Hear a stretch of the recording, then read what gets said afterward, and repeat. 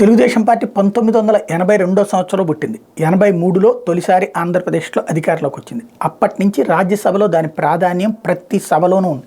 ఎక్కువ కావచ్చు, తక్కువ కావచ్చు, కానీ రాజ్యసభలో దాని ప్రాధాన్యం ఒకానొక దశలో అయితే అత్యధిక రాజ్యసభ సభ్యులు ఉన్నటువంటి పార్టీగా కూడా ఉన్నటువంటి సందర్భం ఉంది.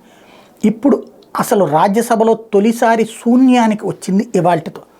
ఎందుకంటే కనకమేడల రవీంద్ర కుమార్ పదవీ కాలం అంటే వాస్తవంగా సీఎం రమేష్, తర్వాత గరికపాటి, టీజీ వెంకటేష్, సుజనా చౌదరిని ఇంతకుముందే బీజేపీలోకి పంపించడం ద్వారా అప్పుడు ఇద్దరు మిగిలారు. ఆ ఇద్దరిలో చివరికి ఒక్క కనకమేడల రవీంద్ర కుమార్ ఒక్కడిదే పదవీ కాలం ఇవాళ దాకా ఉంది. ఇవాళతో అది కూడా అయిపోయింది. ఇవాళ కొత్త సభ్యులు ప్రమాణ స్వీకారం చేస్తున్నారు.